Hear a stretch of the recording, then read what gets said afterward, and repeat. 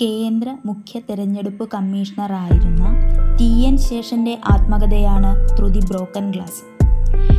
ഇന്ത്യയുടെ 10ാമത് മുഖ്യ തെരഞ്ഞെടുപ്പ് കമ്മീഷണറും മലയാളിയാകുന്ന ആദ്യത്തെ തെരഞ്ഞെടുപ്പ് കമ്മീഷണറുമാണ് ടി.എൻ. ശേഷൻ. സിവിൽ സർവീസ് പരീക്ഷയിൽ 1ാം റാങ്ക് നേടിയ ആദ്യ മലയാളി ടി.എൻ. ശേഷൻ. രമൺ മാഗ്സസെ പുരസ്കാരം നേടിയിട്ടുള്ള ഇലക്ഷൻ കമ്മീഷണറാണ് ഇദ്ദേഹം. 2019 നവംബർ 10 അന്തരിച്ചു. മലയാള നോവലിസ്റ്റും ചെറുകഥാകൃത്തും അധ്യാപികയും സാമൂഹിക പ്രവർത്തകയുമായിരുന്ന പാറക്കുളത്തിൽ വത്സല എന്ന പി. വത്സലയുടെ ആത്മകഥയാണ് കിളിക്കാലം. പി. വത്സലയുടെ ആദ്യ നോവലാണ് തകർച്ച. സ്ത്രീ ജീവിതത്തിന്റെ ഒറ്റപ്പെടലും സംഘർഷങ്ങളുമാണ് ഈ കൃതിയുടെ ഉള്ളടക്കം. പി. വത്സലയുടെ നോവൽ ത്രയങ്ങൾ എന്നറിയപ്പെടുന്ന 3 കൃതികളാണ് നെല്ല്, ആഗ്നേയം, കൂമൻകൊല്ലി എന്നിവ.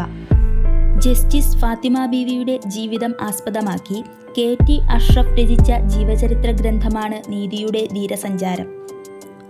സുപ്രീം കോടതിയിലെ ആദ്യ വനിതാ ജഡ്ജിയായി 1989 ഒക്ടോബർ 6 നിയമിതയായി. തിരുവിതാംകൂറിൽ നിയമബിരുദം നേടിയ ആദ്യ മുസ്ലിം വനിതയും മുസ്ലിം അഭിഭാഷകയുമാണ് ജസ്റ്റിസ് ഫാത്തിമ ബീവി.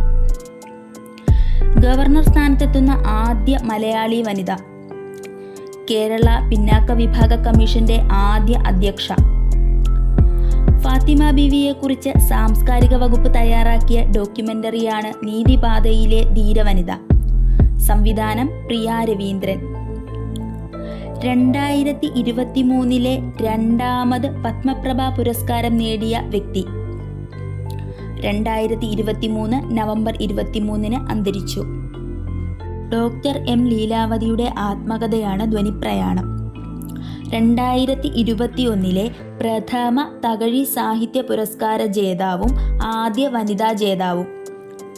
2021 എഴുത്തച്ഛൻ പുരസ്കാര ജേതാവ്. പ്രഥമ വൈഷ്ണവം സാഹിത്യ പുരസ്കാര ജേതാവ്.